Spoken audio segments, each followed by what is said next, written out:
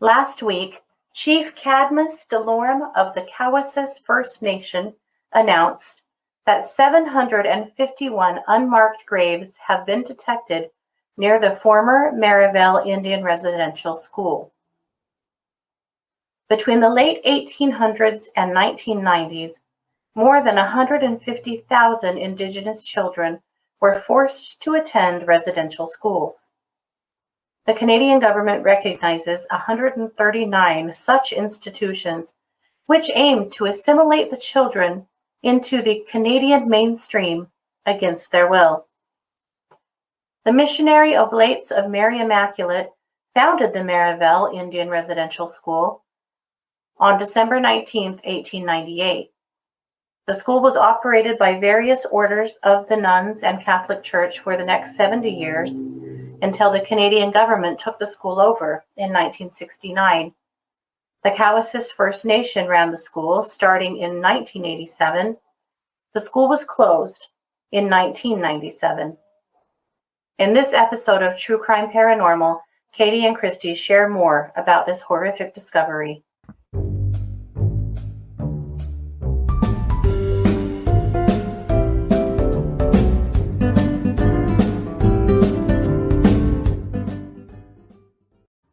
Hey, you guys, and welcome to True Crime Paranormal with the Psychic Sisters.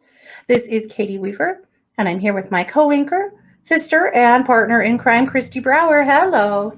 Hello. Hey, everybody. How's it going?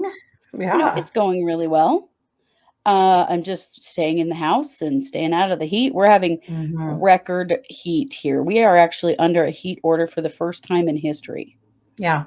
Like high heat, dangerously high heat. Just so weird. I mean, it's only June.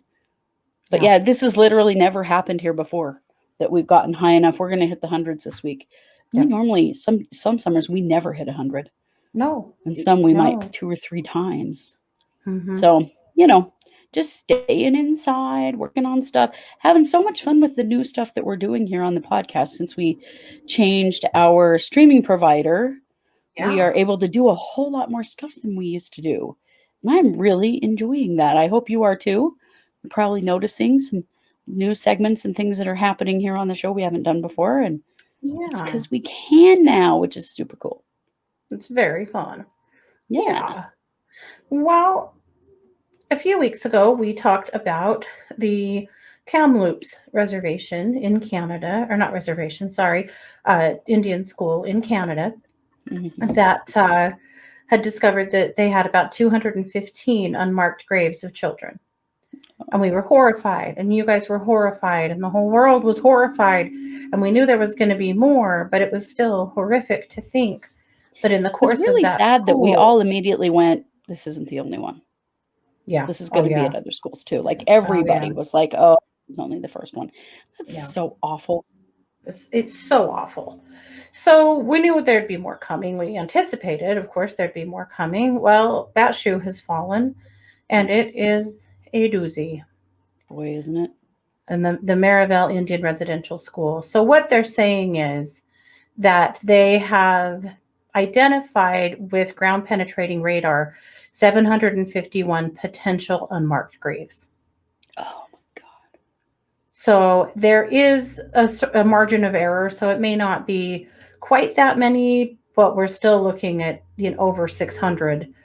The other thing they don't know is it's possible that there could be more than one child in those graves, though they don't think so. These are not mass graves. They're saying that they're not mass pits where like lots of children were thrown. They are individually buried, and that many of these graves actually were marked with headstones until the Catholic Church removed those headstones in the 60s.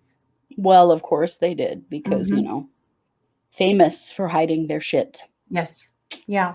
Oh. Yeah.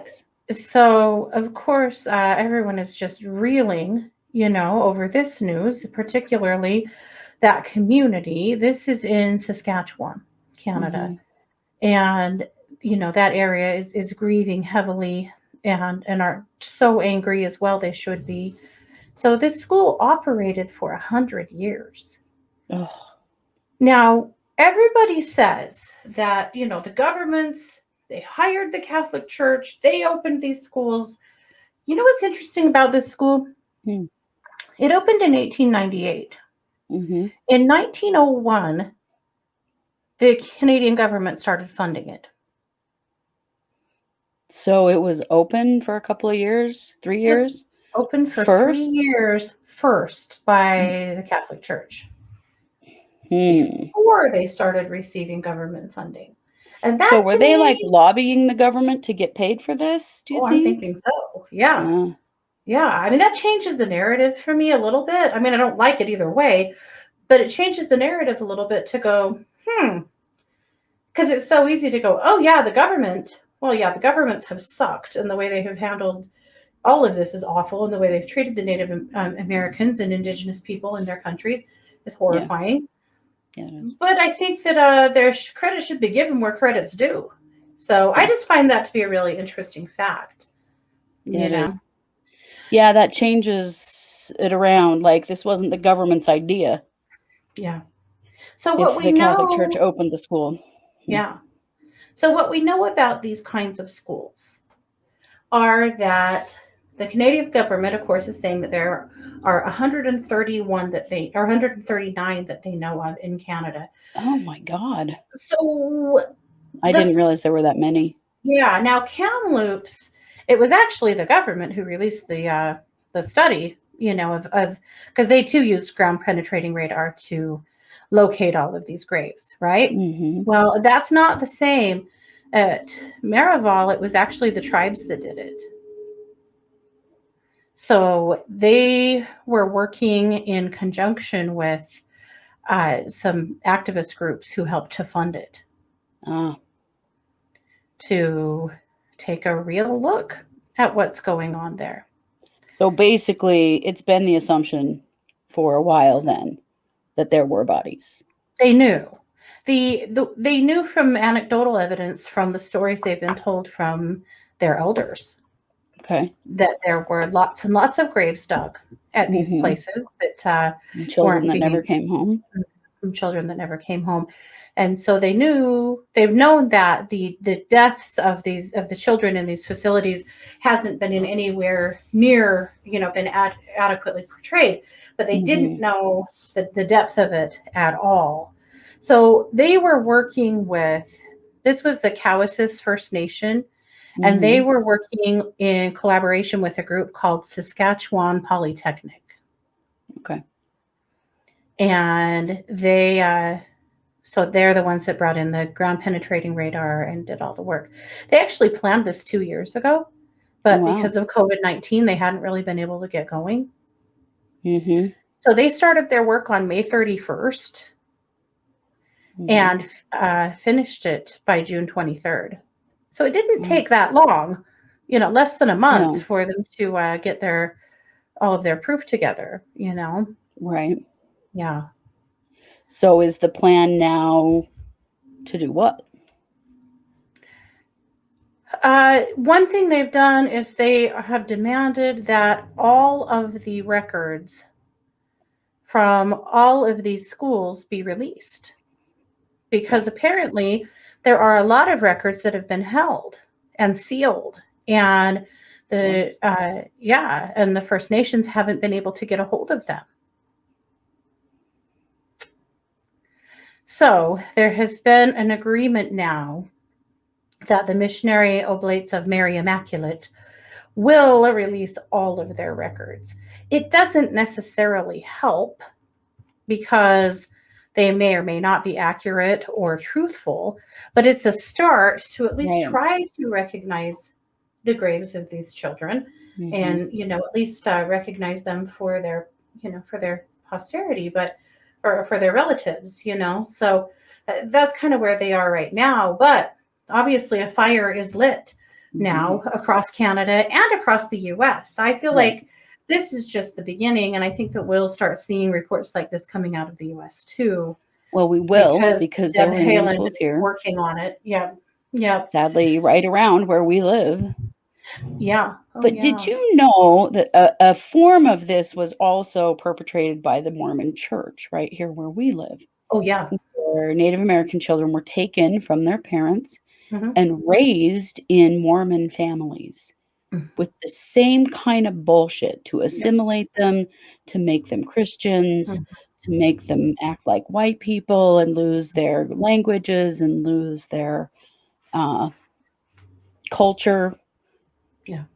And it wasn't so much a school as it was more like kidnapping. Yeah. Basically.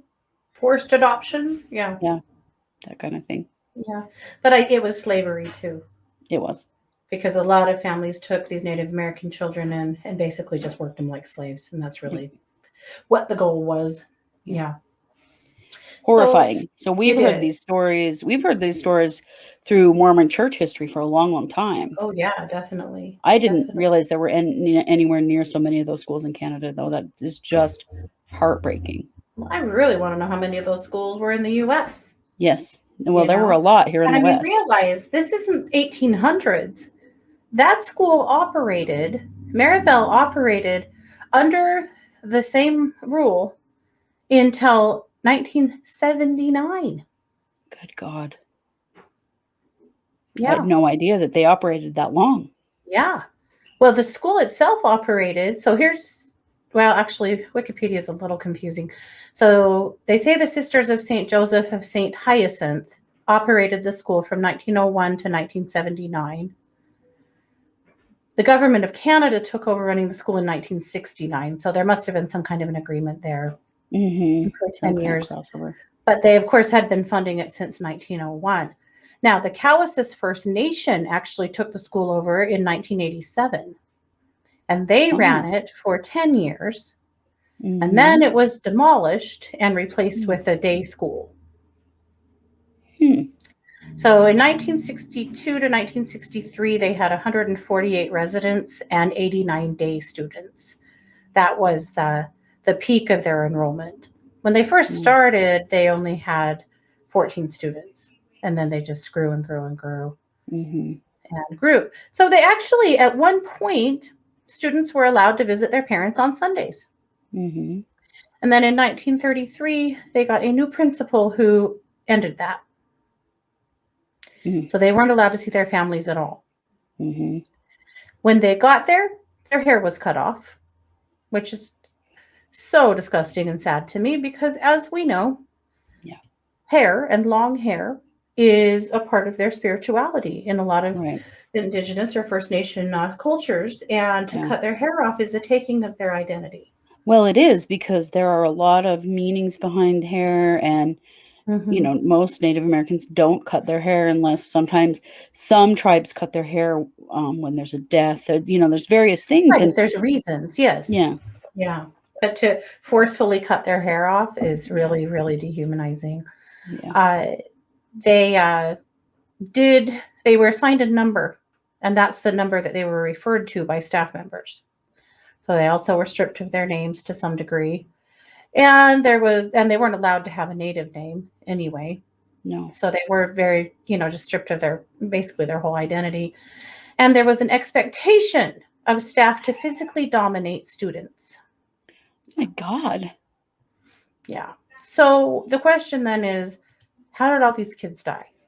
Right. How did they all die? Well, it would be easy to go, well, it was abuse. It was neglect. They were all beaten and starved to death. And some of that is true. But there was also a ton of illness. Yeah. You are taking these kids from all of these different tribes. You're taking them into white people germs, as usual, as things were then, and exposing them and putting them in all these close quarters in these drafty, crappy buildings. Yeah. And they're getting sick. The number one reason that kids died in residential schools, according to the Canadian government, was typhoid. Right. And then other childhood illnesses as well. And then, of course, there was abuse, there was neglect, there was starvation, there was other violence, And there was a horrifying amount of sexual abuse. I mean, besides the fact that they weren't allowed to speak their native tongue, they weren't allowed to worship in the way that they had been taught. They weren't allowed to acknowledge each other. I read or listened to a video yesterday of a woman who lived at Marieval, and she had siblings there. She had 9 siblings there. Oh my God. And they weren't allowed to acknowledge each other. What? So when she'd see them like in the lunch hall and saw her brother, she couldn't go hug him or tell him hi or anything. You weren't allowed to do that. Oh my God. You weren't allowed to have family, you know? Awful. It's awful. Yeah. Yeah. We need to take a break. Yes. Let's take a break. And then I'm going to tell you some of the things that are happening in Canada right now surrounding this stuff that might give you a little hope and some ideas. Awesome.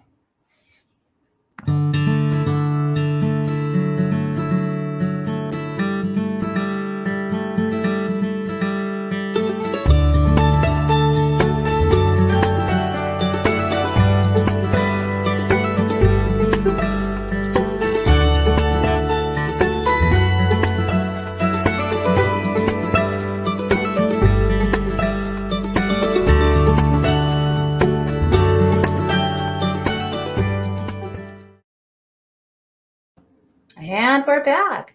This is Katie Weaver. Of course, you're listening to True Crime Paranormal.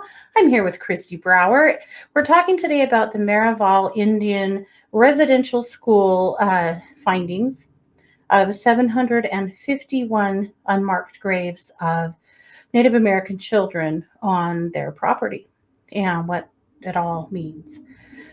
I suspect that we are going to see a lot more of this come out here in the next few years. I would imagine there's lots of cards starting to fall now. This has sent a lot of First Nations into such a tailwind of grief, and of course it should, and anger, and of course it should. And, you know, and there are things happening, though, that I think that are important to note. One of them, there was a TikTok that was released just recently of the tribes associated with the Kamloops school walking their children home. So we wanted to show you guys that video because it's really, really sweet.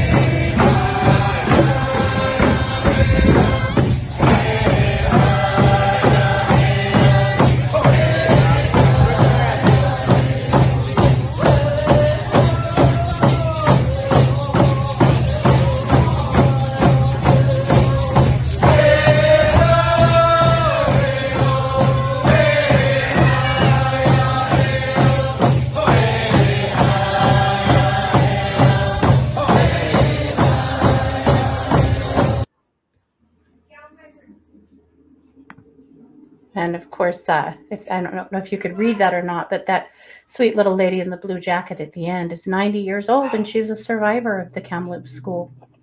And she was there to walk her brothers and sisters home. Right. Her friends home. There's lots of ceremony and things like that being done. I think it's really, really important that we acknowledge that and respect that and, you know, recognize and support that in any way that we can. Yeah. Something else that's happening that I think is really neat. There are a couple of guys doing a walk across Canada. It's pretty cool. We'll put a link in the description of this video for you, but it's hashtag walk across Canada. 2 guys named Adam and Stanley. They are walking 400 kilometers on foot to raise awareness for all those lost to the genocide against the Indigenous people of North America. Nice. And they are walking south and then east through Manitoba to Ontario and all the way across to the country. So they're continuing to walk and just talking to people as they go. And people are finding them, you know, to resupply them with whatever they need. They shared a picture on Facebook of one of their shoes that they basically walked the whole tread off of. Oh, God. I'll bet, because Canada is huge. Mm-hmm. Yeah. That is quite a walk. Yep. So they are they're accepting donations on their website. So again, we'll share that with you, but it is lightshipfoundation.com if you're interested.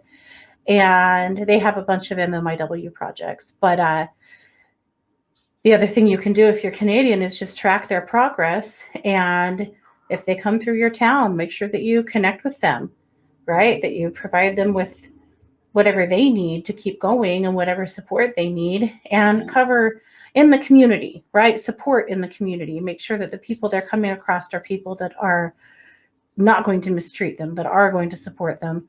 Those are things that you can do. I thought that was pretty cool.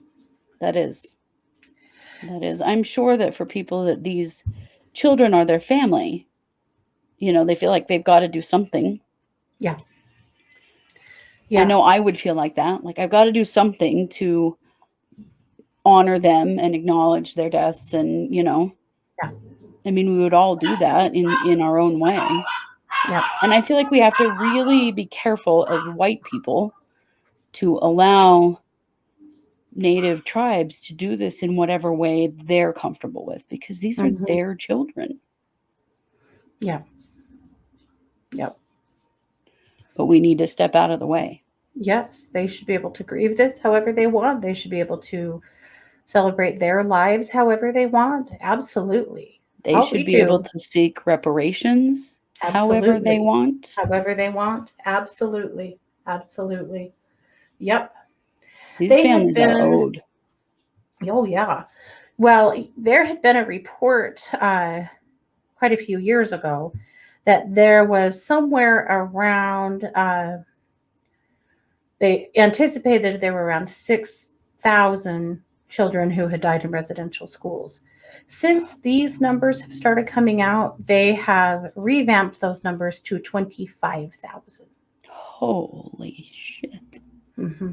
That is unbelievable. Yeah. The generational trauma and damage and scarring that has done is immeasurable, honestly. Well, now, because of so much of the lack of culture, people are just, now there's such a push to recover their languages, and some of them are just gone forever. Yeah. And to recover their stories and their spirituality. And there's a good push there. And I know like Rosetta Stone, I think there for a while, I hope they still are, they were providing free services to be able to create programs and share programs to share Indigenous languages and to preserve them. Yeah. Because some of them are disappearing now because the very few people left who speak them are dying real quick. They're old. Yeah. So there's been a lot of pushes that direction in linguistics, not just Rosetta Stone, but lots of, attempts at linguistics to preserve languages and culture. But there's so much more that needs to be done. But the other thing that's happening in Canada right now, here in the U.S., we celebrate the 4th of July. That's our big, Celebrate America Day. Well, in Canada, Canada Day is on July 1st. And many communities have canceled Canada Day this year. Interestingly, because it was all pretty much canceled last year because of COVID, this year they're saying, out of respect for these findings at both Kamloops and Marieval, they are canceling Canada Day. And they should. Sure. It's causing quite the controversy. Of course, they have plenty of people who think that's totally wrong and lots of people who think it's totally right. Like, we have no business celebrating this country right now. We have work to do. We aren't going to disrespect our First Nations by doing that. Right. So that's an interesting controversy going on. Yeah. Yeah, that is interesting. But it's true. Like, how disrespectful can you get in the midst of something like this? Yeah. Honestly, I feel the same way about the U.S., but that's another conversation. Yeah, for sure.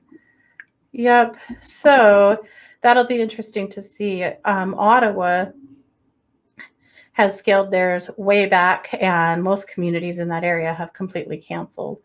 And some of them are canceling because of COVID. A lot of them are canceling because of the residential school stuff. But at any rate, that's interesting.